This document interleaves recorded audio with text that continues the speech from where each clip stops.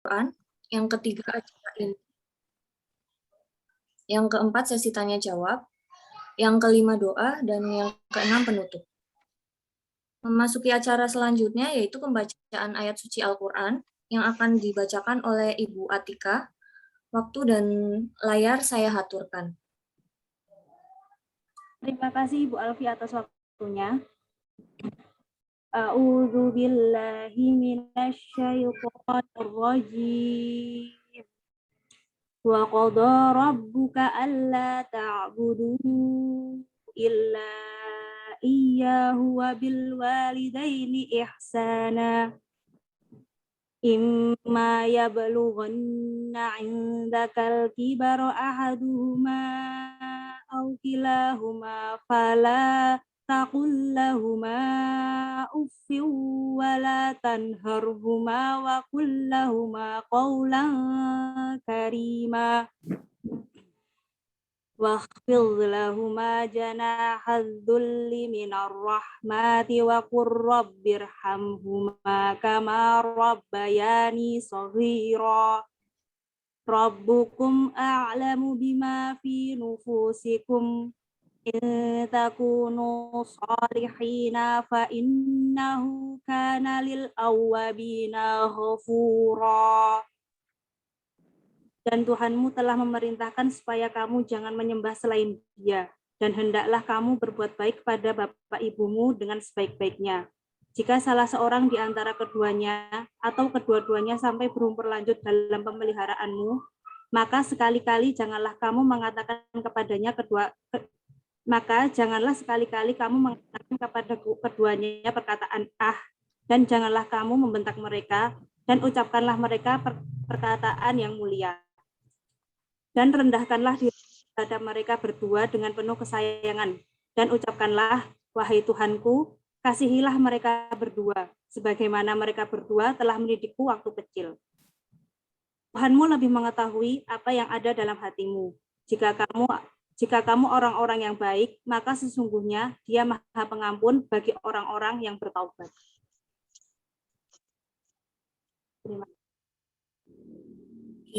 Terima kasih pada Ibu Atika. Semoga ayat suci yang dibacakan menambah keberkahan pada acara kajian sore hari ini.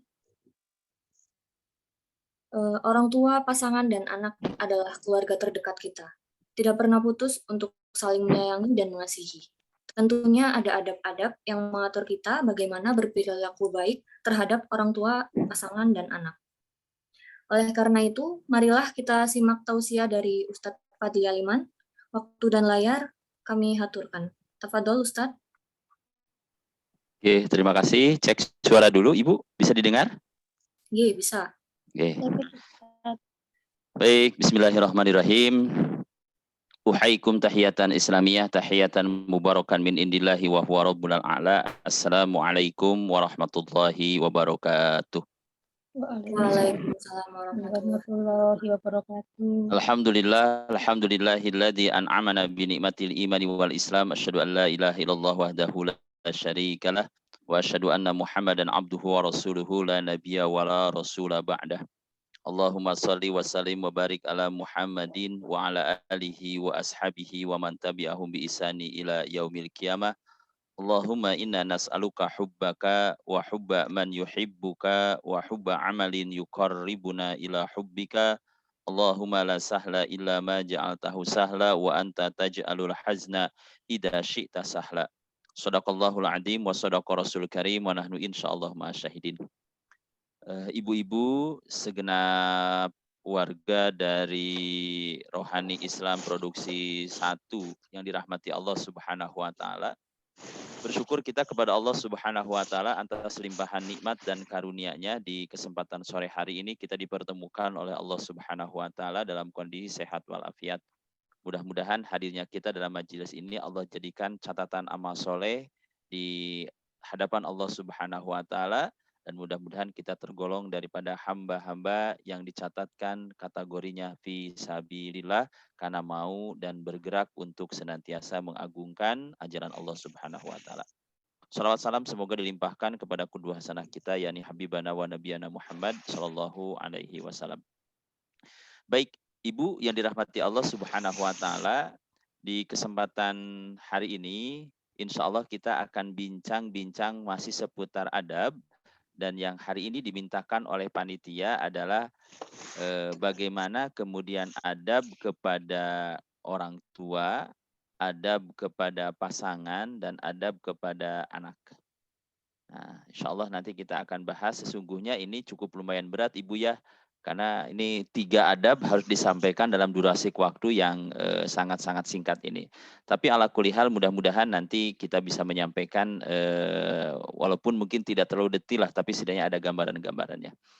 Ibu, yang menarik ketika kita berbicara ini, berbicara anak, berbicara orang tua, berbicara suami. Ya, ini sesuatu yang saling nyambung, ya, saling nyambung. Saling nyambung maksudnya gimana? Kita ini kalau kemudian baik kepada orang tua, maka niscaya anak juga akan baik kepada kita. Nah, itu ya, satu dulu, ini satu ini aja. Artinya ini satu kesatuan Ibu ya, satu kesatuan antara orang tua kita sebagai orang tua, sebagai anak dari orang tua kita, dan sebagai orang tua dari anak kita. Memang pas kalau judul ini kemudian dibahas dalam satu pembahasan, karena ini saling keterkaitan. Ya, saling keterkaitan. Nah, mudah-mudahan nanti dengan yang disampaikan ini menjadi ilmu bagi kita semuanya dan bisa memberikan perubahan terhadap keluarga kita. Baik, saya telah menyampaikan materi kepada panitia. Mungkin minta tolong, monggo untuk bisa ditampilkan materinya. Baik, Ibu yang dirahmati Allah Subhanahu wa taala, pembahasan kita adalah tentang adab terhadap orang tua, pasangan, dan anak. Kita akan bahas dulu, yang pertama adalah adab terhadap orang tua dulu. Ibu-ibu yang dirahmati Allah, ketika kita berbicara tentang masalah adab kita terhadap orang tua, ternyata ada amalan-amalan yang amalan itu kemudian tidak akan diterima oleh Allah Subhanahu wa taala ketika kecuali ada pasangannya. Mohon maaf Ibu sebentar nggih, yang adab dulu nggih. Ya, slide show-nya monggo diinikan dulu biar kelihatan fokusnya. Nah, Ibu, jadi dalam agama kita ada 3 amalan yang Allah itu berkenan menerimanya kalau dibarengi dengan 3 amalan yang lain. Artinya amalan ini berpasangan. Kalau pasangan yang enggak ada, Allah enggak terima. Apa saja itu? Yang pertama, Allah Subhanahu wa taala menyebutkan wa aqimus shalah wa atuz zakah. Ada Allah pasangkan, yaitu tentang mendirikan sholat dan membayar zakat. Habis. Artinya apa? Artinya begini, orang itu sholatnya tidak akan diterima kalau dia nggak bayar zakat. Sebagaimana juga orang itu zakatnya tidak akan diterima kalau dia tidak melaksanakan sholat. Dipasangkan oleh Allah Subhanahu wa taala. Maka kita ini bagian daripada keimanan kita, minimal setahun sekali kita melaksanakan zakat, yaitu zakat fitrah. Tetapi bagi yang diberikan limpahan harta oleh Allah, ada zakat yang kedua namanya zakat mal. Itu Bu. Pasangan yang pertama, sholat dengan zakat. Sholat kita tidak akan diterima kalau kita nggak bayar zakat. Zakat kita tidak akan diterima kalau kita nggak sholat. Yang kedua, apa yang kedua? Tadi disampaikan oleh Allah dalam surah Al-Baqarah ayat yang ke-43. Yang kedua, Allah menyampaikan atiullaha wa atiur rasul la'allakum turhamun. Surah Ali Imran ayat 132. Yang kedua yang dipasangkan oleh Allah Subhanahu wa taala, ketaatan kita pada Allah harus berbarengan dengan taat kita kepada Rasul sallallahu alaihi wasallam. Maknanya apa? Kita tidak akan diterima nilai ketaatan kita kepada Allah kalau kita tidak taat kepada Rasul. Dan ketaatan kepada Rasul juga kita tidak benar kalau tidak dibandingkan dengan ketaatan kepada Allah Subhanahu wa taala. Dipasangkan, ini yang kedua. Kemudian yang ketiga, nah ini akan jadi pokok bahasan kita yang di kesempatan sore hari ini, ketika Allah menyampaikan dalam surat Luqman ayat yang ke-14, anishkurli wali walidaika. Kata Allah, anishkurli, bersyukurlah kalian kepadaku, wali walidaika, dan juga kepada kedua orang tuamu. Maknanya apa? Syukur kita belumlah dikatakan syukur yang betul. Syukur kita tidaklah dikatakan syukur yang diterima oleh Allah kalau kita tidak berbuat baik kepada orang tua. Ya, nah itu. Maka ini urusan yang besar nih, urusan berbuat baik kepada orang tua itu ternyata ada efeknya. Seorang itu dikatakan, saya telah bersyukur kepada Allah dengan harta yang saya miliki, saya bersyukur kepada Allah dengan umur yang saya miliki, saya telah bersyukur kepada Allah dengan keluarga yang saya miliki, tetapi syukurnya belum dikatakan benar kalau kita ternyata perilakunya masih buruk dengan kedua orang tua kita. Baik. Ibu dirahmati Allah, ayo biasanya orang kita makan kalau ada amal segala sesuatu, pingin cari tahu untungnya dulu, ya. Kalau udah tahu untungnya, biasanya kita baru tertarik. Baik, yuk Bu, monggo Bu, slide selanjutnya. Nah, ini Ibu. Apa sih keuntungan kita tatkala kita kemudian baik kepada orang tua atau kita beradab kepada orang tua? Mohon maaf Ibu yang dirahmati Allah, dalam perspektif agama kita ada adab, ada akhlak ya. Ini adab. Kita sampaikan adab. Kenapa? Karena adab itu bedanya antara adab dengan akhlak. Ada orang yang bilang akhlak dengan adab ya sama saja. Enggak, beda Ibu. Bedakan antara adab dengan akhlak. Ini kemarin sudah saya bahas, tapi kemudian saya pertegas lagi. Apa bedanya adab? Apa bedanya akhlak? Semua orang beriman, orang tidak beriman itu bisa beradab. Tetapi orang tidak beriman nggak bisa berakhlak. Ibu mohon maaf, kalau kita lihat aspek kemudian di negeri-negeri luar sana gitu ya, yang notabene dia bukan orang muslim, tetapi mereka tertib, tapi mereka bersih, mereka juga kemudian umpamanya tatanannya itu jujur. Konon katanya saya mendapatkan satu informasi itu, orang-orang di Jepang itu kalau dia menemukan satu benda di jalan yang itu bukan miliknya, maka tidak ada yang berani ngambil kecuali kemudian dia pinggirkan ke tempat agar aman, tapi nggak ada yang ngambil. Ini kalau dalam konteks orang Jepang yang melakukan, maka ini namanya beradab. Orang Jepang punya adab. Berakhlak belum? Nah, karena adab itu sesuatu yang lahir dari diri kita disebabkan karena kita belajar ilmunya. Kita belajar literasinya, kita belajar kemudian ilmunya, maka saat kita tahu, oh adabnya A, B, C, D, maka ketika kita melakukan dengan dasar ilmu itu, itulah yang namanya adab. Tetapi akhlak ini adalah perilaku yang lahir dari kita karena kita melakukan ketaatan terhadap apa yang diperintahkan oleh Allah Subhanahu wa taala.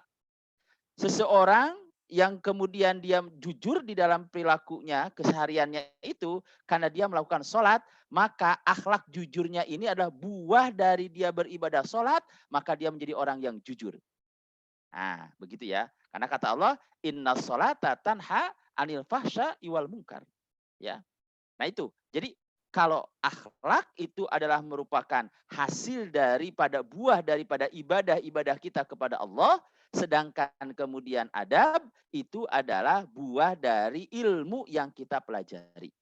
Di luar negeri sana banyak orang-orang yang mau berbagi. Kenapa? Dia tahu ilmunya berbagi, tetapi kita berbeda. Kenapa? Kita itu adalah buah dari ibadah yang namanya zakat, sedekah, maka kita menjadi orang yang dermawan. Bedakan Ibu ya. Jadi adab dengan akhlak. Semua orang bisa beradab, tapi belum tentu berakhlak. Karena akhlak merupakan hasil dari buah dari ibadah-ibadah yang kita lakukan, ketaatan-ketaatan yang dilakukan kepada Allah, maka lahirlah kemudian aspek di mana perilaku kita namanya akhlak, sedangkan adab adalah perilaku yang lahir karena pengetahuan yang kita baca. Baik. Nah, sekarang kita berbicara tentang adabnya. Kita adab dulu kepada orang tua. Sesungguhnya kalau kita beradab kepada orang tua, apa yang akan kita dapatkan?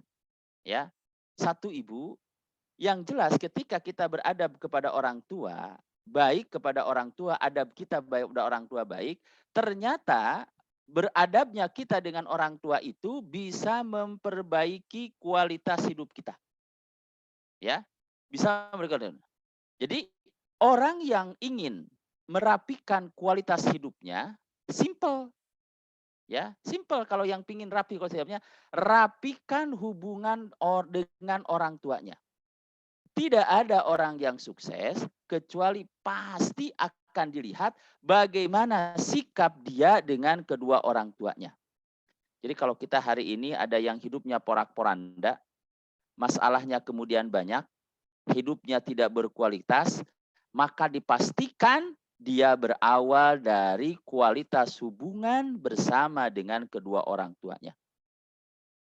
Maka kalau ada orang yang tidak pernah mau usaha memperbaiki hubungan dengan orang tuanya, ya, tidak memperbaiki hubungan dengan orang tuanya, maka Allah pun tidak punya hajat untuk memperbaiki dirinya, ya. Jadi Allah tidak akan memperbaiki kualitas hidupnya, ya, seperti itu. Bahkan kemudian dalam hal yang seperti ini, ketika kita berbicara tentang berbuat baik kepada orang tua itu, ya, tidak ada kebaikan yang dibalas 2 kali, kecuali berbuat baik kepada kedua orang tua, ya. Kita hari ini sholat, bisa aja sholat kita tidak dibalas di dunia, tapi nanti dibalas di akhirat. Sedekah kita bisa saja kita tetap miskin, walaupun kita rajin sedekah, tetapi nanti membalasnya Allah kemudian di surga. Umroh, kita haji, bisa jadi aja umroh kita, haji kita nanti dibalasnya kemudian di akhirat. Akan tetapi ada satu amal kebaikan yang Allah tidak mungkin menunda balasannya, yaitu kebaikan kepada orang tua. 2 kali oleh Allah akan dibalas di dunia dan di akhirat. Nah, jadi ini Bu ya, kenapa kita harus beradab dengan orang tua? Untuk memperbaiki kualitas hidup kita. Yang kedua Ibu, ternyata hubungan kita beradab dan tidak beradabnya kita dengan orang tua itu berdampak pada keturunan kita. Ya, berdampak kepada siapa? Putra-putri kita, Bu, anak-anak kita, ya. Maka begitu istimewanya perlakuan baik kepada orang tua ini, sampai perbuatan baik ini, beradabnya kita kepada orang tua ini termasuk merupakan ibadah yang diwariskan kepada keturunan kita, ya.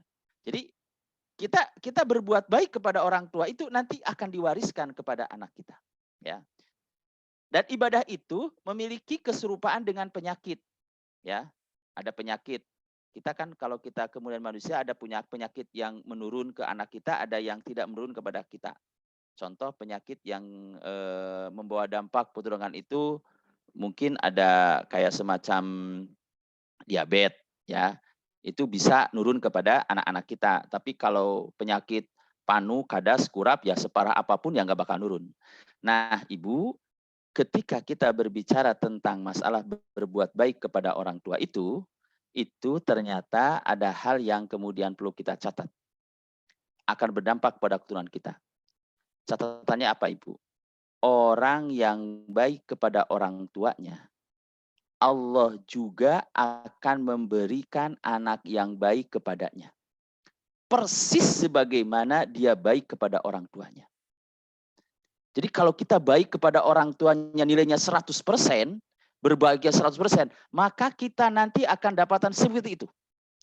Tetapi ketika ada orang yang tidak baik kepada orang tuanya, Allah akan memberinya anak yang tidak hormat kepadanya, persis sebagaimana dia tidak hormat kepada orang tuanya. Ini adalah bagian daripada yang harus kita pahami dengan baik. Orang tua yang tidak sholat, tetapi anaknya dimungkinkan mau sholat. Orang tua yang tidak pernah puasa, tapi dimungkinkan anaknya bisa puasa. Orang tua yang tidak memakai hijab, sangat dimungkinkan anaknya pakai hijab.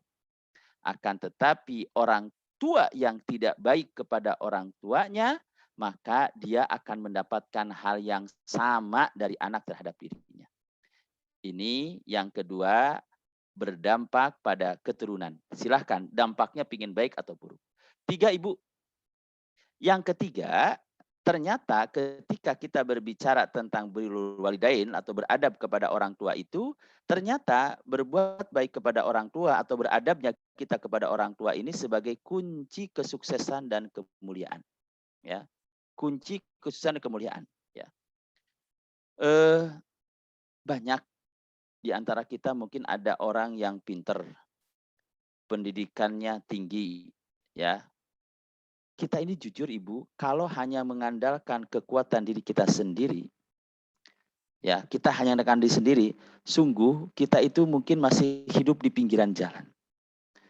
Tapi karena Allah tahu ada orang tua kita dengan segala ketulusannya, mereka ini rela tidak pinter supaya anaknya pinter. Rela dia ini tidak membeli baju supaya bisa bayar sekolah anaknya. Lalu dengan ketulusannya, dia kemudian untuk anaknya mengetuk pintu langit setiap tengah malam dengan menggunakan mukena putihnya, dia kemudian digelarnya sajadahnya, dia berdoa di keheningan malam saat anak-anaknya tidur karena kelelahan bermain, maka dia bermunajat kepada Allah Subhanahu wa taala. Dan atas keikhlasan mereka itulah hari ini yang kita dapatkan. Karena apa? Karena pinta orang tua kita lah, maka kita menjadi yang istimewa seperti hari ini. Maka saya secara pribadi merasa jengkel. Jengkel Bu, jujur ya. Jengkel nih. Kalau ada seorang orang yang baru berhijrah, baru belajar Islam, belum banyak. Baru belajar Islam belum banyak. Tapi ketika ngomong orang tuanya bilang, mohon maaf Ustadz, orang tua saya jahil, orang tua saya bodoh, orang tua saya nggak ngerti Islam. Ini di mana akhlaknya? Enggak begitu, enggak begitu. Karena kita ketika paham Islam pun hari ini, itu karena apa? Orang tua kita mungkin dulu mau belajar itu kita yang gangguin. Sehingga dia nggak pernah belajar Islam, sehingga mungkin kepahamannya itu masih sangat terbatas. Itu. Kemudian yang keempat apa Ibu? Ini saya cepat saja. Yang keempat, kenapa kita beradab dengan orang tua? Ternyata ketika kita beradab dengan orang tua ini menjadi solusi semua masalah yang kita hadapi. Jadi Bapak Ibu sekalian, kalau ada urusan kita ini mentok ya, mentok. Maka pertanyaan kita tanya, kapan kita terakhir ngobrol dengan ibu kita? Kapan kita ngajak jalan-jalan terakhir ibu kita? Ya, seperti itu. Kalau ibu mendapatkan suami ibu tiba-tiba mungkin mengeluhkan masalah pekerjaannya, pulang ke rumah dengan wajah kusut, dia mungkin emosi, ke anak juga jadi nggak bersahabat, maka tolong tanyakan kepada suami ibu, kapan terakhir telepon ibu? Kapan terakhir silaturahim ke ibu? Karena jawaban dari pertanyaan sederhana itu akan menunjukkan kualitas hidup kita. Ya. Dan kita sepakat Ibu ya, bahwasanya amalan yang paling besar setelah iman yaitu berbuat baik kepada orang tua. Ya, seperti itu. Nah, Ibu, ini adalah 4 keberuntungan setidak-tidaknya ketika kita mau memperhatikan adab kita dengan orang tua. Saya kira kalau seandainya kita dapat semuanya ini, kualitas hidup kita baik, kemudian keturunan kita baik, hidup kita sukses, semua masalah kemudian terselesaikan, ada solusinya, saya yakin hidup kita insya Allah sudah bahagia. Baik, selanjutnya apa yang harus kita lakukan kepada kedua orang tua kita? Next Ibu, monggo. Ya. Satu Ibu, kita ini ketika orang tua kita, yang pertama adab terhadap orang tua itu, ini saya ambilkan satu nasihat, ya, satu nasihat yang disampaikan. Satu Ibu, ketika orang tua kita memerlukan, ya, ketika orang tua kita memerlukan makan, ya, ketika memerlukan makan, ini yang pertama yang harus kita perhatikan adalah berikanlah makan kepada mereka. Maknanya apa Ibu? Ketika kita berbicara tentang masalah ini, sebagai seorang anak, perhatikan yang pertama adalah makannya mereka.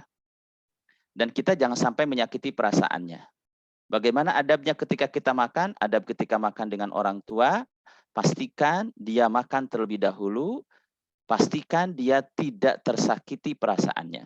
Maka saya kemarin menceritakan tentang seorang Imam Ghazali ya, seorang Imam Syafi'i, bagaimana ketika beliau makan dengan ibundanya, beliau hanya nungguin saja, ketika ibundanya selesai, baru kemudian beliau makan. Ya, beliau makan. Nah, ketika beliau makan itulah ditanya kemudian oleh murid-muridnya, "Ya Syekh, kenapa Anda makannya terakhir tidak bareng dengan ibu Anda?"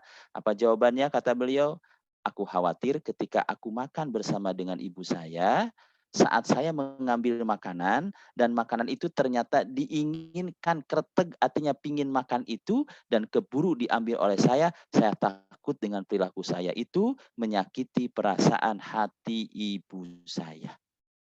Itu Ibu. Jadi yang pertama saya perhatikan masalah makannya. Yang kedua, seandainya orang tua kita, jika ibu dan ayah kita memerlukan pakaian, maka segera berikan pakaian kepada mereka. Berikan kepada mereka yang terbaik menurut ukuran kita. Maka ini penting bagi kita ketika kita mungkin pas lebaran kita mau belanjakan pakaian buat kedua orang tua kita, maka pastikan yang terbaik menurut ukuran kita, bukan yang termahal, yang terbaik. Dan itu ketika kita komunikasi dengan putra kita, dengan putri kita ketika belanjakan, berikan yang kemampuan kita yang terbaik. Karena ketika itu kita melakukannya, insya Allah besok pun itu yang akan kita dapatkan dari putra-putri kita. Ya, seperti itu. Itu masalah pakaian. Artinya apa? Perhatikan urusan-urusan berpakaiannya mereka. Seperti itu. Karena biasanya kalau orang udah sepuh, biasanya nggak terlalu perhatian lagi gitu kan. Syukur sekali ibu kalau seandainya orang tuanya masih bisa bersama dengan kita. Tapi mungkin kalau orang tuanya di kampung, jauh di sana, mereka mungkin nyuci sendiri, boro-boro nyetrika segala macam. Ini kita perhatikan. Jangan sampai kita ini pakaiannya bagus-bagus, pakaiannya rapi-rapi, tetapi ketika bersama dengan orang tua kita kemudian ala kadarnya. Kita zalim terhadap dengan orang tua. Kemudian yang ketiga, apa yang kita lakukan?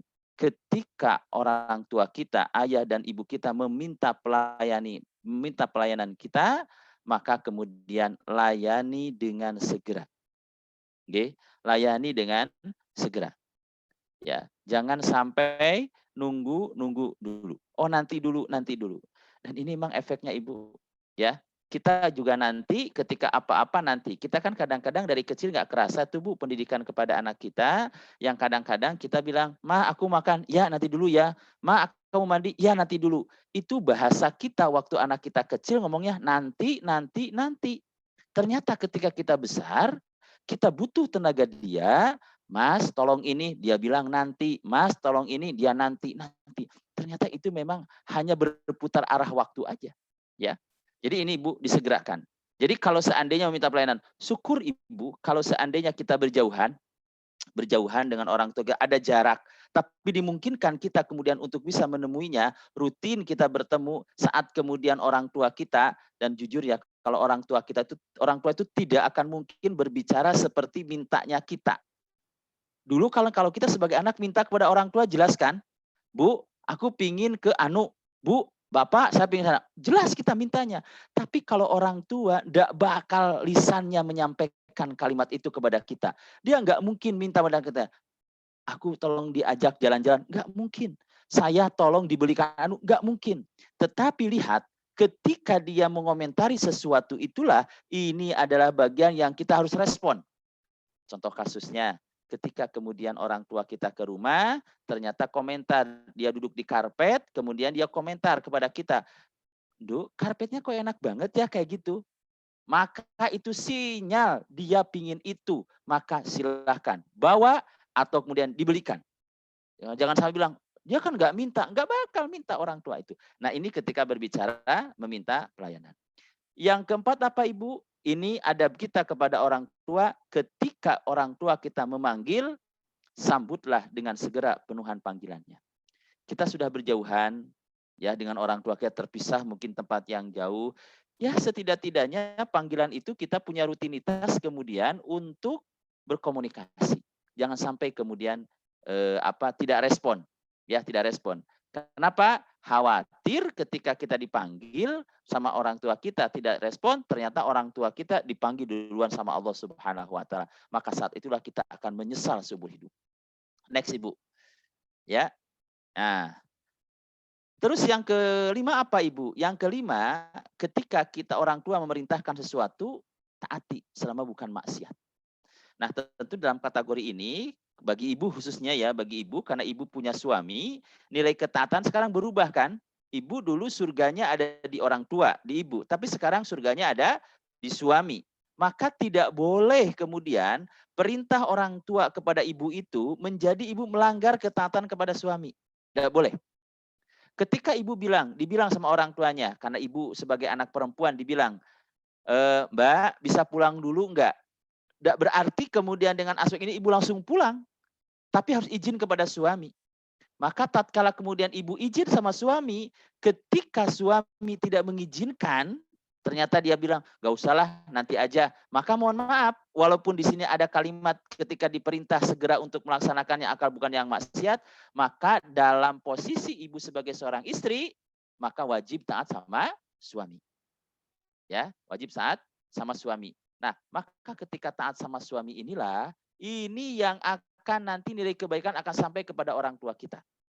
Walaupun kita nggak pulang karena kemudian tidak boleh dilarang oleh suami, tetapi ketika ada apa-apa, maka kemudian dengan orang tua kita, maka itu justru akan menjadi kebaikan yang akan didapatkan oleh orang tua kita, karena ibu sebagai seorang anak, ya, menjadi seorang anak yang solehah, karena posisi sebagai istri menjadi istri yang taat sama suami. Ketaatan seorang istri kepada suami itu kebaikannya akan sampai kepada kedua orang tuanya. Seperti dikisahkan dulu di zaman Nabi SAW kan begitu. Baik, lanjut Ibu. Yang selanjutnya apa? Berbicara sopan Ibu. Ini perhatikan ketika berbicara dengan orang tua. Ibu adab dengan orang tua ini perhatikan masalah berbicara. Satu hal yang sering kita dapatkan kalau kita ngobrol dengan orang tua kita yang sudah usia 50, 60 itu apa? Apa yang kita dapatkan? Yang dipastikan orang tua kita mesti mengulang-ulang ceritanya. Ya, diulang lagi cerita yang itu, diulang lagi cerita yang itu, diulang lagi seperti itu. Nah, Ibu mohon maaf, saat kita kemudian mendengarkan cerita orang tua kita, maka di sana kita tetap harus sopan ketika berbicara dengan dia. Ini nyambung dengan yang ketujuh, bersikap dan berlakunya. Jadi ketika kita berbicara dengan orang tua, kita udah tahu, kita udah hafal yang diceritakan itu si fulan, dulu tempatnya di mana, karena udah berkali-kali. Tetapi jangan sekali-kali sikap dan cara kita ketika orang tua menceritakan cerita yang diulang mungkin udah 10 kali, 20 kali, setiap ketemu yang diobrolin itu, waktu pulang ke rumah ke kampung dibicarakan itu, saat dibawa di mobil diceritakan itu, sampai ke rumah kita membicarakan itu, maka hati-hati sopan santun dan sikap kita. Tetap dengarkan, respon, dengarkan penuh semangat. Karena itulah cara kita beradab kepada orang tua. Naudzubillahi min dzalik, kalau seampainya kemudian, nah udah Mbah, nggak usah cerita lagi, bosen ngomong itu. Nah itu nggak beradab. Ya, baik. Begitu Ibu ya. Kemudian yang selanjutnya apa Ibu? Adab kita kepada orang tua kita, dahulukan kepentingannya. Dahulukan kepentingan orang tua. Ada satu kalimat yang luar biasa disampaikan oleh Rasulullah SAW. Apa kata Rasulullah SAW? Anta wa maluka li abik.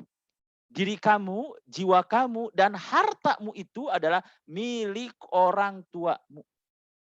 Seandainya orang tua kita meminta jiwa kita, tidak ada halangan kita untuk menyatakan tidak mau. Seandainya kita punya harta dan harta itu diminta oleh orang tua kita, maka tidak ada halangan kita untuk menolaknya. Walaupun insya Allah orang tua kita tidak ada yang seperti itu. Tapi betapa kita harus mendahulukan kepentingan orang tua kita. Kisah ketika ada seorang anak sudah punya anak tinggal dengan ibunya. Anaknya masih nyusu dan ibunya juga butuh susu. Tapi setiap dia pulang dari pasar membawa susu itu, maka dia tidak pernah memberikan susu kepada anaknya kecuali dia dahulukan dulu kepada siapa? Kepada ibunya. Itulah cara dia memuliakan orang tuanya. Beradab oleh orang tuanya. Next, lanjut Ibu. Nah, kemudian Ibu sayangi mereka, ya, sayangi mereka sebagaimana kita menyayangi diri kita sendiri, Ibu. Mohon maaf, tadi saya sampaikan di awal, bahwasannya cara kita memperlakukan kepada orang tua, itu pula yang akan kita dapatkan dari anak kita. Memang agak beda, Ibu. Dulu, waktu kita dilahirkan, masih bayi, kemudian kita buang air besar itu, orang tua kita senangnya luar biasa, Ibu. Saat kita bayi itu, ketika kita buang hajat,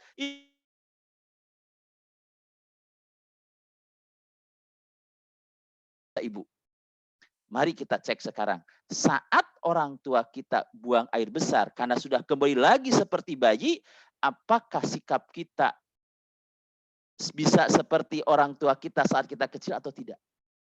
Itu Ibu. Ya, luar biasa seperti itu. Maka Ibu sayangi mereka. Karena saat itulah mereka membutuhkan kemudian kita. Berbahagia kalau hari ini yang hidupnya kemudian bersama dengan orang tuanya. Bapak ibunya mau bersama. Kemudian terakhir apa Ibu? Terakhir, doakan mereka Ibu. Doakan mereka. Baik yang masih ada ataupun yang sudah tidak ada. Doakan mereka. Jangan sampai kita tidak pernah mendoakan mereka. Kalau kita butuh doa, kalau kemudian doakan mereka itu sehari 5 kali sholat, maka harus lebih daripada itu semuanya. Nah Ibu, inilah yang disampaikan dalam kitab Tanbihul Ghafilin kaitan dengan adab kepada orang tua. Lanjut Ibu. Nah, sekarang adab terhadap pasangan. Nah, adab terhadap pasangan. Ibu, saya akan menyampaikan adab terhadap pasangan karena yang hadir di sini adalah ibu-ibu, maka saya cenderung mengambil apa yang harus disiapkan oleh seorang istri. Ya, pasangan ini kepada suami. Dan ini mudah-mudahan menjadi pesan perbaikan untuk para istri. Kembali lagi saya tadi adab Ibu ya, sesuatu ilmu yang bisa kita kemudian istilahnya kita tahu dari ilmu yang kita dapatkan. Apa yang pertama? Adab terhadap suami itu. Next Ibu. Ada quote dulu kelihatannya. Nah, Ibu ini. Syekh Ali Al-Khuyairni menyampaikan satu nasihat kepada kita, sebuah quote yang menyatakan, jika istri solehah, rumah tangga pun menjadi baik, walaupun suami seperti Fir'aun. Ibu tahu Fir'aun seperti apa kelakuannya? Ya, kaya tetapi bengis dengan istrinya. Tetapi jika istri rusak, rumah tangga pun menjadi rusak, walaupun suaminya seorang nabi. Karena itu, hantarkanlah wanita menjadi istri yang solehah. Saya kira bahasan yang kedua ini cukup Ibu ya, nggak usah panjang lebar. Ibu berpegang dengan quote ini aja udah cukup kita melaksanakan kehidupan berkeluarga. Jadi betapa besar kemudian posisi seorang istri, posisi seorang ibu rumah tangga itu adalah hal yang luar biasa karena akan berpengaruh, ya, akan berpengaruh dalam kehidupan kita. Baik, untuk itu apa Ibu supaya kemudian tadi rumah tangga itu baik karena ada istri yang solehah. Ya suaminya sih mungkin kayak Fir'aun, nggak pernah sholat, bisa jadi naudzubillah min dzalik, kelakuannya tidak baik. Tetapi kalau istrinya baik, maka rumah tangga akan baik. Tetapi kalau suaminya nabi, ustadz, tapi kalau istrinya rusak akhlaknya, maka rumah tangganya akan rusak. Kita berdoa mudah-mudahan Ibu termasuk kategori istri-istri yang solehah. Allahumma amin ya rabbal alamin. Next Ibu. Apa dasar yang harus kita lakukan? Ibu, untuk menjadi seorang istri yang solehah tadi. Yang pertama Ibu, ini menjadi adab seorang istri terhadap pasangan karena penting. Ini penting untuk kita pahami agar kemudian keluarga kita menjadi keluarga yang sakinah mawaddah warahmah. Yang pertama, Ibu sebagai seorang istri harus meyakini rezeki dari Allah Subhanahu wa taala. Ini maksudnya ini saya halus ya. Maksudnya gini Ibu ya. Ini kalau kemudian kita ini para istri, kita ya, Ibu sebagai para istri, Ibu harus betul-betul ngecek terhadap hal-hal rezeki yang dibawa oleh suami. Kontrol Ibu. Jangan sampai kemudian ada rezeki yang haram yang dibawa oleh suami Ibu ke rumah, yang kemudian akhirnya mengalir dalam tubuh putra-putri Ibu. Ini maksudnya gini ya, yakin. Nah, kenapa Ibu? Karena begini, ini ada kisah yang disampaikan, ya, ada seorang ulama yang dia ini kemudian hendak melakukan perjalanan, ya. Tapi kemudian tetangganya, biasa punya tetangga yang kepo. Tetangga ini ngomentari niat perjalanan ini. Ya, komentar lah biasa, mau pergi komentar. Apa kata tetangganya itu kepada istrinya? Kok suamimu dibiarkan pergi sih? Padahal dia aja nggak bisa beri nafkah kepadamu. Jadi begini maksudnya, kisahnya ini ada seorang suami yang mungkin penghasilannya tidak seberapa, tapi senangnya pergi terus. Maka dikomentari oleh tetangga-tangganya itu, yang mbok konsumsi umah lah, udah nggak punya apa-apa, pergi terus. Kan orang pergi mesti membutuhkan biaya. Nah, Ibu lihat, ini aspek keyakinan. Ini kalau nggak yakin si istri, maka dia komentarnya apa? Iya ya, pancen suamiku yang nggak tahu diri banget, orang duwe udah masih pergi terus. Tetapi si istri ini kemudian lihat respon beliau terhadap apa yang ditanyakan, dikomentari oleh tetangganya, dia katakan apa? Ya, istri jawab. Kata beliau, sejak saya mengenal suami saya mengetahui sebagai laki-laki, ya, saya mengetahui suami saya itu sebagai laki-laki yang suka makan. Ya, sebagai laki-laki yang suka makan, dan saya tidak mengenal suami saya itu sebagai pemberi rezeki. Ya. Kenapa? Karena yang aku kenal sang pemberi rezeki itu adalah Allah Subhanahu wa taala. Nah, ini keyakinan, Bu, ya. Nah, itu kan orang bisa ribut ya gitu kan. Maka dia katakan, nah ini yadhabul akalu wa yabqar razzaq. Maka sebagai ungkapan kepada tetangganya yang kepo tadi, dia katakan, si tukang makan pergi. Maksudnya siapa? Suaminya. Yang tadi kemudian mungkin penghasilannya sedikit itu, yang dikomentari oleh tangganya itu, si tukang makan pergi. Yang dimaksud suaminya. Namun sang pemberi rezeki akan selalu tetap ada. Nah, ya. Jadi ini adalah contoh Ibu bagi ibu para istri untuk menanamkan pelajaran akidah dan tauhid yang kokoh tentang rezeki. Seorang istri yang meyakini Allah lah satu-satunya pemberi dan pengatur rezeki, ya. Dan inilah yang akan merasakan ketenangan dan kebahagiaan. Hidupnya tidak akan panik, sebab dia meyakini tidak ada rezeki yang tertukar. Satu biji nasi pun harus dimakan sebelum dia meninggal. Ya. Tapi di samping itu tetap ada ikhtiar kemudian untuk bekerja. Itu yang pertama Ibu ya. Ini sikap seorang istri, adab seorang istri terhadap pasangan, yakinkan tentang masalah rezeki ini. Next Ibu, yang kedua. Yang kedua Ibu, nah ini dalam konteks kemudian beribadah. Dalam konteks beribadah, Ibu mohon maaf, jangan melaksanakan ibadah, ya, terutama di sini disampaikan puasa sunnah ya, puasa sunnah kecuali atas izin suami. Artinya apa Ibu? Hal-hal yang ibadah saja, kalau suami kemudian tidak senang, tentu tidak boleh kita lakukan. La tasumu imra'atun illa bi'idni zaujiha. Janganlah seorang istri berpuasa tanpa izin suaminya. Apa di sini maknanya Ibu? Kalau puasa aja kemudian yang jelas-jelas diperintahkan oleh Allah harus ada izin suami, maka di antara adab seorang istri kepada suaminya adalah hendaklah senantiasa meminta izin, apalagi yang bukan ibadah. Yang diterangkan apa Bu? Izin, bukan pemberitahuan, nggih. Karena kebanyakan hari ini memberikan pemberitahuan, bukan izin. Kalau ibu pemberitahuan itu gimana? Udah jalan baru telepon, "Pah di mana? Di kantor ya?" "Iya." "Mamah di mana?" "Mamah lagi ada kepentingan, Pah." "Mamah minta izin dulu ya, Pah ya." "Kemana?" "Mamah mau ke Rita dulu, Rita Pasaraya dulu." "Oh iya, sekarang di mana?" "Ini udah di Rita." Ah, itu bukan izin. Kalau itu mah pemberitahuan. Maka adab yang utama adalah minta izin, bukan pemberitahuan. Yang namanya izin sebelum berangkat.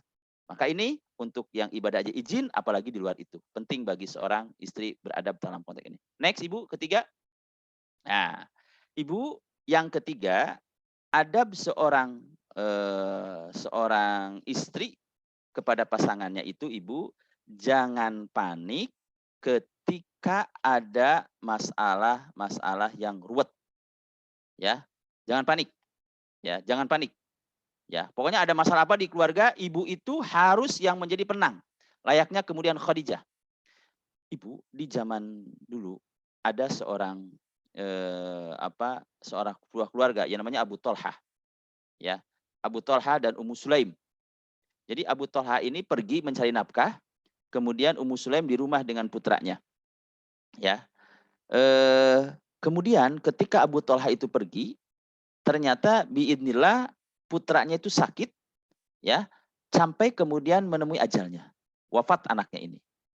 Nah, Ketika anaknya wafat, Abu Thalhah lagi pergi, karena hari ini kan belum ada HP, belum ada apa, waktu itu, maka kemudian beliau berpesan kepada semuanya, agar jangan ngasih tahu Abu Thalhah kalau putranya wafat.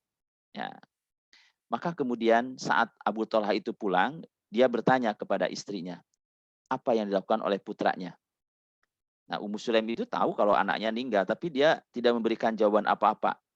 Tetapi dia malah menyuguhkan makan malam kepada Abu Thalhah, minuman. Bahkan kemudian Ummu Sulaim ini berdandan dengan cantik sekali dalam rangka memberikan kebahagiaan kepada yang namanya Abu Thalhah. Maka ketika kemudian sudah terpuaskan semuanya, hajat biologisnya terpuaskan, kemudian hajat badaniahnya, kebutuhan jasmaninya sudah terpuaskan semuanya. Nah, setelah melihat kenyang, setelah nyaman, bahagia, baru kemudian Ummu Sulaim berkata kepada Abu Thalhah, ya Abu Thalhah, bagaimana pendapatmu kalau ada sekelompok orang meminjam barang kepada satu keluarga, lalu satu saat mereka meminta kembali pinjaman itu. Apakah keluarga itu berhak menolaknya? Maka kata Abu Thalhah, Pak, oh jangan, enggak, ya diberikan. Nah, kemudian kata Ummu Sulaim, baik, kalau begitu, ya Abu Thalhah, relakanlah putramu. Kenapa? Karena anak kesayanganmu itu kemudian sudah diambil sama yang punya. Maka saat itu Abu Thalhah ya wajar lah itu. Dia kemudian marah. Dia marah kemudian. Kemudian dia katakan, kenapa nggak ngasih tahu dari tadi? Kenapa? Karena diam aja. Nah, maka saat itu kemudian Abu Thalhah paginya mendatangi Rasul Shallallahu Alaihi Wasallam, memberitahu tentang apa yang dia lakukan, ya. Maka Rasul Shallallahu Alaihi Wasallam bertanya, ya Abu Thalhah, apakah tadi malam kalian berhubungan badan? Maka kata Abu Thalhah, ya Rasul. Kemudian Nabi Shallallahu Alaihi Wasallam berdoa, ya Allah berikanlah berkah kepada keduanya. Nah, setelah itu kemudian Ummu Sulaim mengandung, ya, dan kemudian dari sana kemudian ada bahasa ini yang disampaikan oleh Anas bin Malik, faro'aitu tis'ata auladin kullihim qad qara'ul Qur'an yakni min auladi Abdullah bin Maulud. Aku pernah melihat 9 anak laki-laki yang semuanya sudah menghafal Al-Qur'an, dan yang dimaksud ini ada sebenarnya siapa? Putranya Abu Thalhah. Betapa ketenangan seorang istri berefeknya besar terhadap keturunannya. Baik, selanjutnya Ibu. 4. Ini Ibu. Ya. Ibu, ini yang perlu kita lagi. Ini di keluarga kita ya. Dan ini insya Allah kalau para istri itu biasanya cerdas urusan ini. Ya, lisannya. Jika engkau melihatku marah, ini Abu Darda, jika melihatku marah, maka buatlah aku ridho. Jika aku melihatmu marah, maka aku akan membuatmu ridho. Jika tidak, maka kita tidak akan bersama. Jadi ini penting Ibu ya, nasihat ini. Kalau melihat marah, bagaimana kita menerima pasangan. Kenapa saya angkat quote ini? Karena yang selanjutnya, yang keempat Ibu. Next, silahkan Ibu. Yang keempat, kita ini akan banyak orang yang terhalang surga karena lidahnya. Ya. Jadi banyak yang terhalang untuk mendapatkan surga karena lidahnya. Siapa kebanyakan ini? Wanita. Ya. Satu hari Abu Hurairah bercerita begini. Ada seorang laki-laki berkata kepada Nabi Shallallahu Alaihi Wasallam, ya Rasul, si fulana, menunjukkan seorang wanita. Ada seorang wanita ya Rasul, orangnya rajin sholat malam, rajin berpuasa, siang harinya rajin beramal, dan rajin bersodakoh. Rajin semuanya Rasul, sholatnya segala macam. Tetapi kata beliau, tetapi Rasul, mohon maaf, lidahnya itu sering menyakiti tetangganya. Omongannya itu gampang menyakiti tetangganya. Maka ketika mendengar itu, mohon maaf Ibu, lihat, perempuan yang rajin sholat malam, perempuan yang rajin puasa, perempuan yang rajin beramal, perempuan yang sering bersedekah, tetapi lisannya tidak bisa terkontrol dengan baik, sering menyakiti tangganya. Apa jawaban Nabi Shallallahu Alaihi Wasallam? Kata Nabi Shallallahu Alaihi Wasallam, hiya finnar. Kata Nabi, dia di neraka. Nah kemudian lagi cerita lagi, tapi Rasul ada lagi nih seorang wanita, sholatnya sedekahnya ini sedikit, dia nggak banyak. Tetapi lidahnya tidak menyakiti tetangganya. Maka Nabi SAW menjawab, ketika ada wanita yang seperti ini, hiya fil jannah, dia ada di surga. Ya. Jadi Ibu, dari riwayat ini kita belajar bahwasanya wanita yang paling tajam lidahnya nyakitin orang itu adalah orang yang paling menyesal nanti pada hari kiamat. Kenapa? Sebab ibadahnya bertahun-tahun akan sia-sia dengan tajamnya lidah. Dengan lidah tajamnya, suami, tetangga, anak, pembantu, mertua, tukang kebun, pokoknya semua yang berhubungan dengan dirinya, akhirnya kemudian tersakiti hatinya. Sebaliknya wanita yang lembut, orang yang paling berbahagia nanti di hari kiamat. Sebab apa? Lidahnya yang sedikit tidak terkurangi sedikit pun karena kelembutan lidahnya. Yang keluarnya adalah pencerahan, hiburan, semangat. Itu Ibu ya. Maka ada satu karakter Ibu, mohon maaf ya, ini kalau mau dicatat juga boleh, Ibu ya. Banyak para istri tidak tega menyakiti teman. Aku nggak enak mas, dia temanku dari kecil. Aku nggak enak mas, banyak yang begitu tega temannya. Tapi tega menyakiti suami. Banyak yang tidak enak hati pada temannya, tapi sesuka hati mengecewakan suami. Ya, ini mohon maaf Ibu, ini mudah-mudahan hal yang semacam ini menjadikan terhalangnya surga kita karena lidah kita. Next. Masih ada Ibu enggak ya? 5. Ibu terakhir di yang harap ini, Ibu yang terakhir, mohon maaf ini, Ibu terus setia bahkan hingga pasangan telah tiada. Ya Ibu. Jadi ini yang seharusnya kita lakukan para istri, tetap setia kepada suami sampai nanti kalaupun pasangan kita ini sudah tiada. Dan bagaimana kemudian dicontohkan oleh Rasul Shallallahu Alaihi Wasallam, bagaimana kemudian dia adalah sosok yang begitu sangat menikmati hidupnya bersama dengan Khadijah, ya. Dan beliau ini kan tidak menikah dengan dengan wanita yang lain kecuali beliau ini setelah wafatnya Khadijah. Ya, beliau ini setia kepada siapa? Setia kepada Khadijah. Ya, beliau sangat setia kepada Khadijah. Maka dalam hal ini dinasihatkan kepada kita semuanya, para istri, ya. Ketika kemudian punya pasangan, dan kalau yakin pasangan yang kita punya itu adalah merupakan laki-laki yang soleh, laki-laki yang baik, laki-laki yang kemudian bisa menjadi panutan, ada hal yang kemudian kita harapkan, seandainya di dunia kita berpisah, maka nanti di akhirat oleh Allah Subhanahu wa Ta'ala akan dipertemukan lagi. Ada seorang wanita, Bu. Ini kisah. Seorang wanita namanya Nailah. Nailah itu adalah istri Khalifah Utsman, ya, Utsman bin Affan. Nailah. Nailah itu adalah kalau kemudian dikategorikan hari ini adalah Nailah itu secantik-cantiknya perempuan. Semua orang pingin. Ya, semua orang pingin. Kemudian beliau dinikahi oleh Utsman. Setelah dinikahi oleh Utsman, kemudian Utsman wafat, beliau masih sangat menarik. Tapi apa yang dilakukan? Beliau kemudian karena beliau dikenal giginya itu rapi, luar biasa, ya, luar biasa, rapi, ya. Nah, kemudian saat kemudian menikah itu, Utsman bertanya begini, kan Utsman sudah sepuh, dia katakan, wahai Nailah, sekarang tidak ada penghalang antara aku dan dirimu, engkau bisa melihat diriku seperti apa. Karena Utsman itu dikategorikan kepalanya botak, kemudian nggak bagus lah gitu kan. Tapi apa jawaban Nailah? Kata Nailah, mengenai kepalamu yang botak, aku termasuk perempuan yang menyukai suami yang botak. Ya, begitu. Kemudian kata Utsman, engkau boleh beralih dariku atau aku yang beralih darimu. Kemudian Nailah bilang, akulah perempuan yang paling beruntung.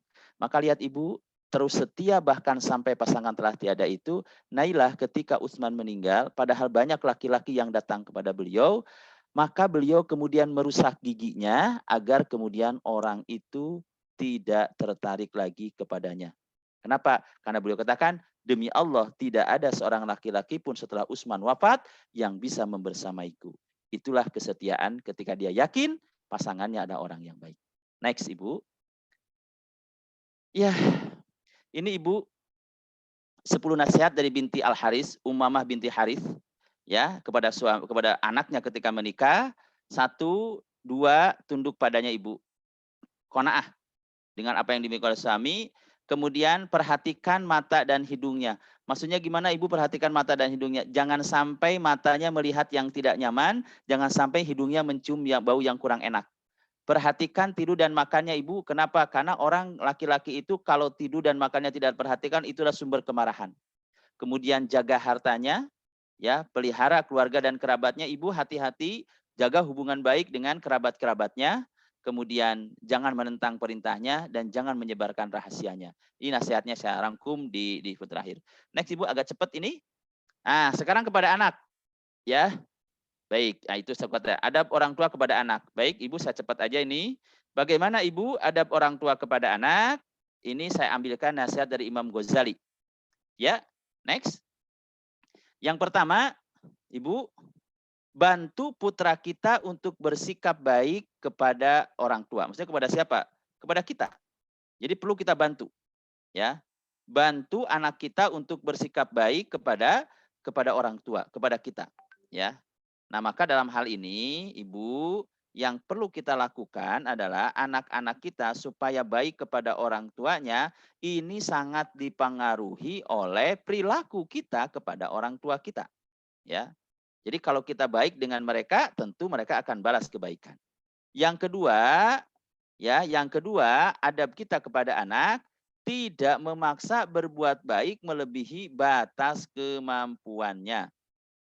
Jadi kita sebagai orang tua perlu memahami psikologi perkembangan agar anak-anak bisa menjalani kehidupannya dengan fase-fase perkembangannya. Ya. Jadi memang ada jatahnya main, ada jatahnya kemudian mungkin hujan-hujanan, ada jatahnya dia bermain lumpur. Pokoknya diberikan pengalaman itu. Jangan sampai kemudian ada istilah masa kecil kurang bahagia karena dia dikekang orang tuanya sehingga tidak bisa mengeksplor apa yang dia inginkan. Begitu Ibu ya.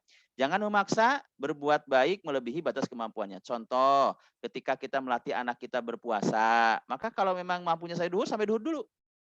Ya, tapi juga jangan bilang begini, udah nggak usah puasa pasti kamu nggak mampu. Enggak, bantu. Tetap ya. Kemudian yang selanjutnya apa? Tidak memaksa anak-anak saat susah. Ya. Jadi sebagaimana orang dewasa, anak-anak juga akan bisa merasakan susah. Jadi contoh dia kehilangan sesuatu yang disayanginya, maka hadir orang tua itu jangan bilang begini, makanya jadi anak tertib ya, kamu sih nggak dengerin mama, itu tambah susah Bu, anak-anak kita ketika seperti itu. Maka tidak maksa saat anak susah, tapi kita hadir tuh, ya. Jadi nasihat tuh hadir di sana. Bantu bersikap, tidak memaksa berbuat baik melebihi batas kemampuannya, tidak memaksa saat anak kesusahan. Yang keempat, next. Ya, tidak menghalangi anak untuk berbuat taat pada Allah. Ini sikap sopan santun kita kepada anak, tidak menghalangi anak untuk berbuat taat kepada Allah. Ya. Tidak sebaiknya orang tua menghalangi ketika mereka bermaksud melakukan ketaatan kepada Allah. Contoh biasanya kita agak ragu-ragu kalau anak infak. Anak infak punya uang 50.000, mau masukkan 50.000, kata orang, jangan segitu, kebanyakan, 1.000 aja. Kita tidak terasa tuh, kita menghalangi anak untuk berbuat taat pada Allah Subhanahu wa taala. Kemudian yang selanjutnya, tidak membuat anak sengsara disebabkan pendidikan yang salah. Ya. Ada kewajiban kita para orang tua untuk mendidik anak dengan sebaik-baiknya. Sehingga anak memiliki ilmu yang cukup. Kecuali ilmu dasar agama ya, memang kita harus sedikit memaksa karena itu kepentingannya, Qur'annya, pemahaman agamanya itu adalah kebutuhan. Ya, memang kita harus melakukan itu. Baik Ibu, ini mungkin dirasa yang perlu kita perhatikan tentang bagaimana kita menyikapi kepada anak kita, adab-adab kepada anak kita. Ini yang saya sarikan dari nasihat seorang imam besar yaitu Imam Ghazali. kepada kita semuanya. Mudah-mudahan dari 3 ini sambungkan, ternyata anak beradab kepada kita tergantung bagaimana kita beradab dengan orang tua. Kita buruk dengan orang tua, maka anak pun akan berlaku seperti itu dengan kita. Sama ketika ibu kepada suami, maka ibu baiknya kepada suami akan dilihat oleh putra-putri kita, maka dia akan belajar bagaimana bersikap dengan pasangan hidupnya. Mudah-mudahan Allah menjadikan keluarga kita adalah keluarga yang senantiasa dilindunginya, diberikan sakinah, mawaddah, dan warahmah. Allahumma amin ya rabbal alamin. Demikian mungkin sebagai kajian untuk kesempatan sore hari ini. Tentu saya tidak bisa panjang lebar menjelaskan karena memang sangat padat sekali yang harus disampaikan. Tapi mudah-mudahan yang sedikit ini bisa menjadikan kebaikan kepada kita dan menjadi ilmu bagi kita semuanya. Terakhir, saya kira itu yang disampaikan. Khairul kalam, Assalamualaikum warahmatullahi wabarakatuh. Saya kembalikan kepada pembawa acara. Monggo.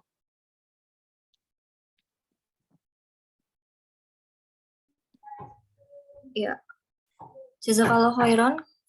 Kasiron kepada Ustadz Fadli Aliman yang telah memberikan tausiah pada kita. Semoga menjadi keberkahan bagi kita semua. Allahumma amin. Mengingat acara berikutnya yaitu sesi tanya jawab. Silakan ibu-ibu yang ingin bertanya. Ini mau dibacakan semua atau satu-satu dulu ya Pak Ustadz? Maaf, mikrofonnya belum nyala. Ya, Gimana, monggo aja Ibu. Ya, monggo, saya ikut aja. Dibacakan aja, monggo. Dari Ibu Atika, Bismillah, Ustadz, saya ingin bertanya, jika istri meninggal dunia terlebih dahulu dan setelah itu ternyata suami menikah lagi, apakah kita akan tetap bersama suami di akhirat? Silakan Pak Ustadz.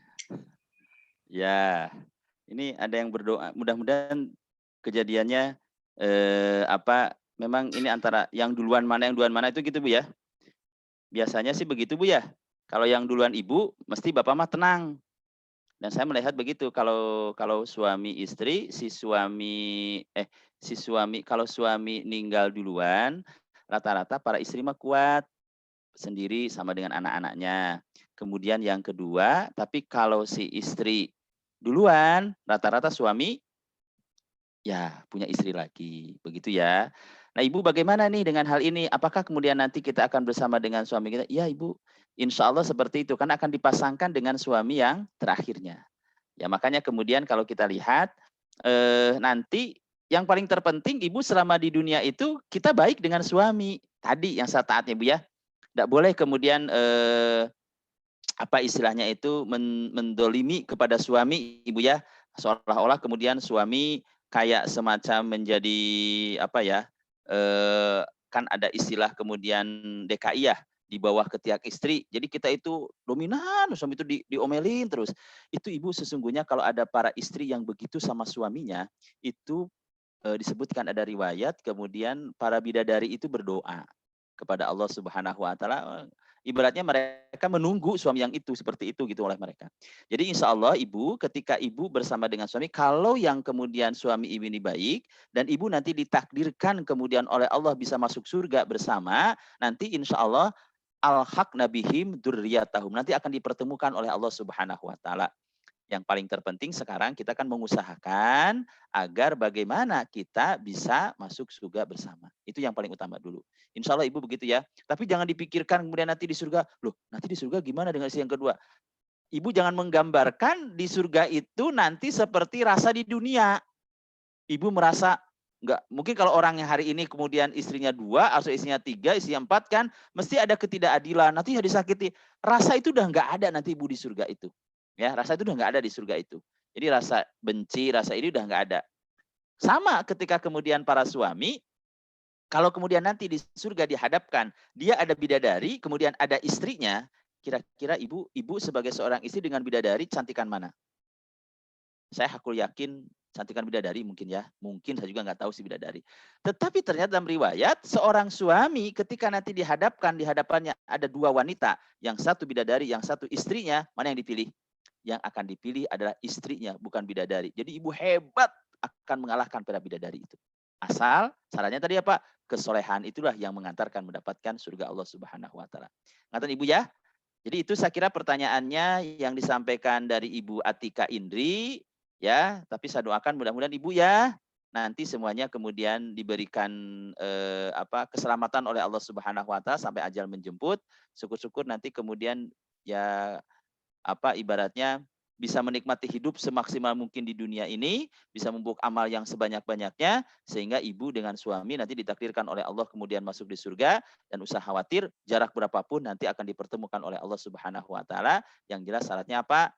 Imannya tetap dijaga supaya nanti bertemu. Itu syaratnya.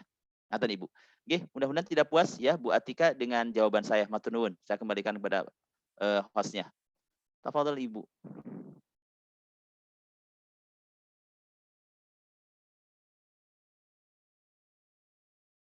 Halo?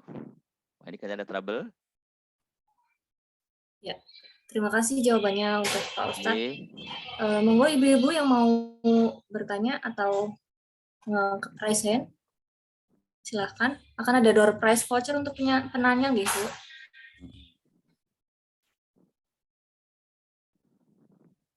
Ya, ini ada lagi dari Ibu Dia.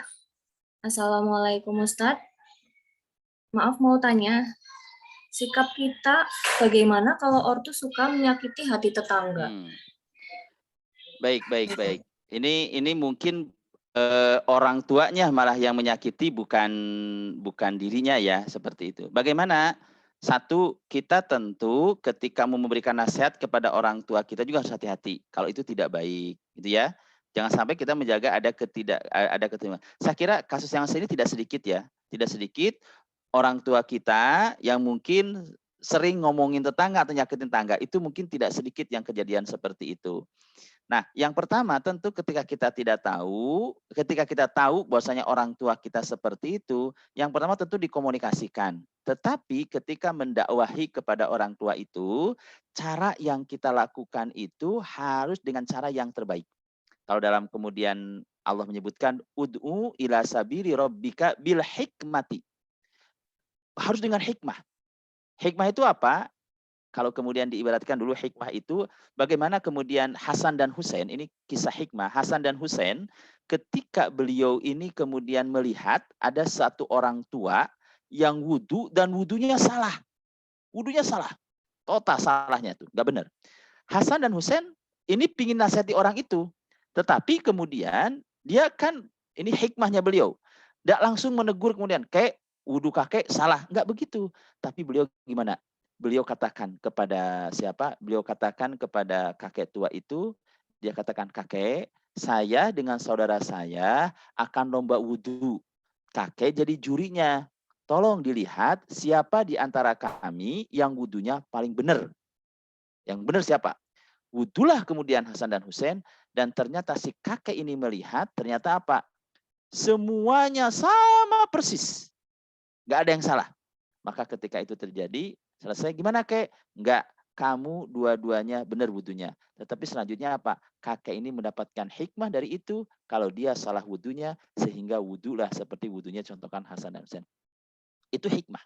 Bil hikmah. Jadi kita harus hati-hati, jangan sampai kita niat memperbaiki, tapi menimbulkan masalah yang lain lagi. Dan itu butuh waktu yang panjang kita seperti itu ya. Nah, ini adalah bagian yang terpenting bagi kita kemudian para anak ketika ada orang tua seperti itu. Yang kedua tidak boleh dilupakan apa? Kalau kita tahu persis orang tua kita itu mulutnya, lisannya agak kasar dengan tetangga itu, hadirkan wajah-wajah orang tua kita itu di dalam doa kita, mintakan kepada Allah dalam doa kita agar orang tua kita dilembutkan hatinya, diperbaiki kemudian akhlaknya. Saya kira itu yang bisa dilakukan ya. Baik. Saya kira itu Ibu, jawaban saya. Oke. Ya. Untuk pertanyaan berikutnya dari Ibu Rusmiati. Maaf tanya Ustaz, jika ingin memenuhi kepentingan atau kebutuhan ibu, apakah juga harus izin dulu pada suami, meski misal memakai uang hak istri yang bukan didapat dari suami?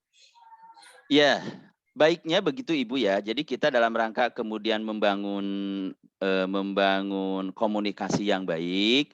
Walaupun Ibu bekerja, Ibu punya hasil sendiri, Ibu mau berbuat baik kepada orang tua sendiri, ahsannya memang dikomunikasikan tetap.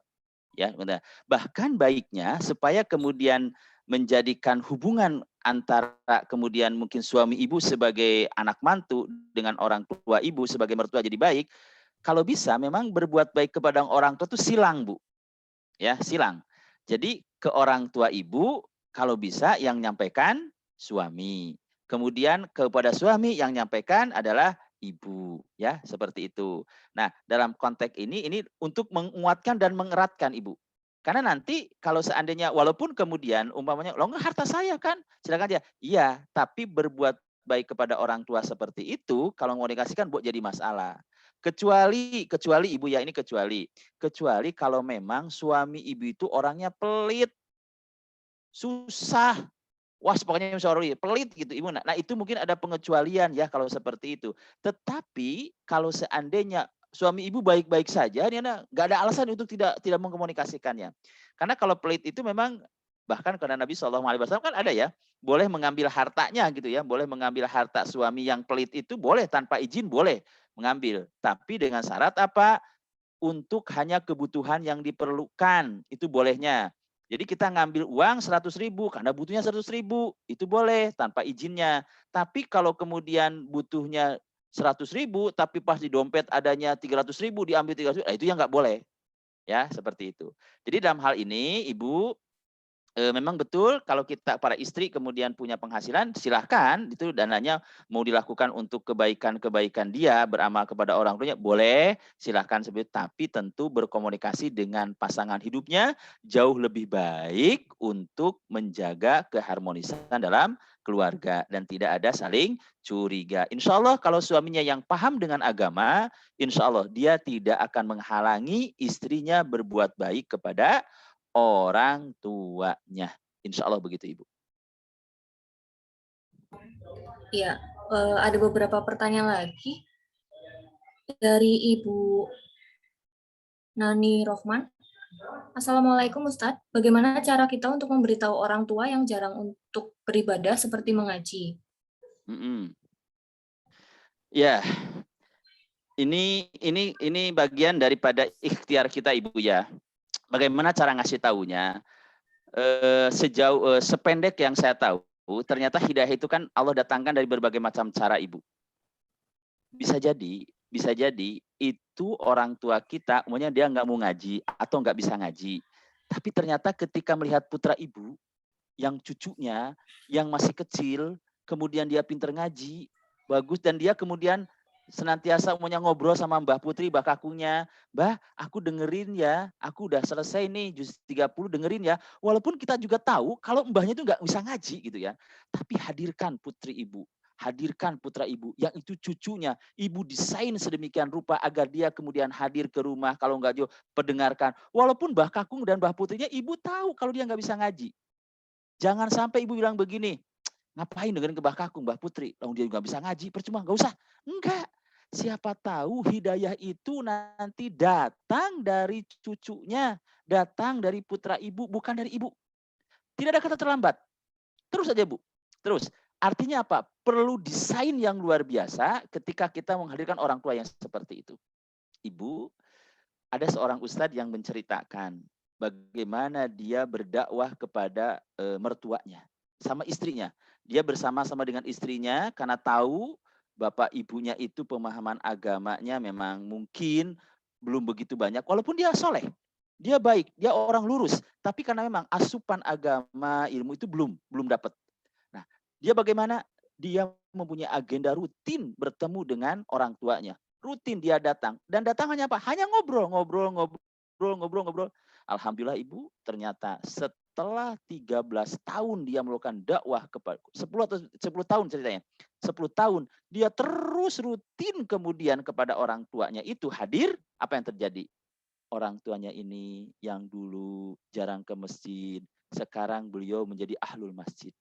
Kalau ke masjid itu maghrib, isya dia nggak pernah pulang, mesti di masjid. Subuh ke masjid, jadi ahlul masjid. Padahal dulu enggak. Yang kedua, dulu beliau bisa ngaji, cuman belum pinter banget. Tapi kemudian dia silaturahmi terus, lihat anak cucunya, dia cucunya ternyata punya hafalan Quran. itu yang menggerakkan akhirnya dia mau belajar Quran. Maka dia belajar membaca Al-Quran pada saat usia dia justru sudah purna, sudah pensiun dari pekerjaannya. Dan Allah berikan takdir, dia ternyata di usia yang sudah sepuh, diberikan kemudahan oleh Allah. Dia bisa baca Al-Quran ketika cucunya sudah punya hafalan Quran. Doa kepada Allah ibu. Minta sama Allah. Kalau ibu betul-betul kemudian minta, ya Allah, dan ibu jujur dengan perkataan ibu, ya Allah, jadikan ibu saya, bapak saya seorang yang bisa membaca Al-Quran. Ibu doakan. Kalau ibu jujur dengan keinginan ibu kepada Allah, minta seperti itu, apa yang disampaikan oleh Rasulullah SAW, kata Rasulullah, intas dukillah yasduka. Kalau kamu jujur dengan apa yang kamu ucapkan, niscaya nanti Allah pun akan jujur terhadap diri kamu. Kalau kita sebagai anak jujur betul ibu kepingin orang tua kita menjadi orang yang bisa ngaji, mau ngaji, paham agama, dan ibu jujur mintanya kepada Allah, betul-betul seperti itu, nanti Allah yang akan menyelesaikannya. Yang penting ibu ikhlas memintanya. Allah nanti yang akan menyelesaikan itu semuanya. Begitu ibu ya. Nah, mudah-mudahan ini tidak puas dengan jawaban saya. Nggih, monggo. Iya. Ada pertanyaan lagi dari Mbak Pravita. Jika kita tinggal bersama orang tua saat rasanya banyak godaan. Bagaimana supaya sabar? Iya. Ini pertanyaan terakhir juga ya. Oh, terakhir ya. Kemungkinan nanti sambil sharing private gitu ya. Nggih. Ibu, ini memang kalau hidup dengan orang tua ini supaya sabar ya memahami tentang posisi orang tua itu adalah bagian daripada ladang amal soleh kita. Nah, gini Ibu, kalau memungkinkan, seandainya memungkinkan kita untuk sendiri, berpisah sendiri dengan untuk hidup mandiri, itu jauh lebih baik Ibu ya. Kalau kami berpisah, supaya kita juga bisa membangun keluarga dengan baik. Tetapi bisa jadi ada sesuatu hal yang kita tidak mungkin meninggalkannya karena orang tua kita sudah sepuh, harus dibersamai. Maka bismillah Ibu, itulah takdir Allah yang diberikan kepada Ibu agar Ibu mendulang pahala yang besar. Tapi bagaimana Ustadz supaya sabar? Ya, supaya sabar. Sabar itu adalah akhlak. Dan itu adalah buah dari ibadah. Maka supaya kita sabar, karena sabar itu bagian daripada akhlak kita, maka supaya sabar gimana Ibu? Perbanyak ibadahnya. Apanya? Perbanyak ibadahnya supaya kita sabar. Karena sabar itu akhlak. Dan akhlak itu merupakan buah daripada ibadah. Bagaimana cara menghadirkannya? Sudah, berarti perbanyak ibadahnya. Ngaten ya, insya Allah seperti itu. Oke, seperti itu Ibu, udah maghrib kelihatannya. Ya. Masih banyak pertanyaannya kelihatannya ya. Tapi nanti saya coba, nanti di-share ide aja Bu ya. Mungkin saya nanti coba jawab secara private aja nanti kalau memang ini. Ya. Alhamdulillah, Hirobbil Alamin. Ibu-ibu yang dirahmati Allah, tibalah kita di penghujung acara. Mudah-mudahan apa yang sudah disampaikan oleh Ustadz Fadli Aliman dapat kita amalkan dalam kehidupan sehari-hari. Mudah-mudahan kita terus diberikan keistiqomahan untuk selalu hadir dalam majelis ini. Amin, amin ya robbal alamin. Akhir kata saya pamit undur diri mewakili seluruh panitia. Kami mohon maaf apabila ada kekurangan. Marilah kita tutup dengan doa kafaratul majelis. Subhanakallahumma wa bihamdika asyhadu alla ilaha illa anta astaghfiruka wa atubu ilaik. Rabbana atina fid dunya hasanah wa fil akhirati hasanah wa qina adzabannar. Wabillahi taufik wal hidayah. Wassalamualaikum warahmatullahi wabarakatuh. Waalaikumsalam warahmatullahi wabarakatuh. Monggo Ibu nyun sewu, saya mohon pamit duluan. Mohon maaf kalau ada kesalahan, nggih. Monggo saya mohon izin dari layar ini. Matur nuwun. Assalamualaikum. Waalaikumsalam. Waalaikumsalam warahmatullahi wabarakatuh.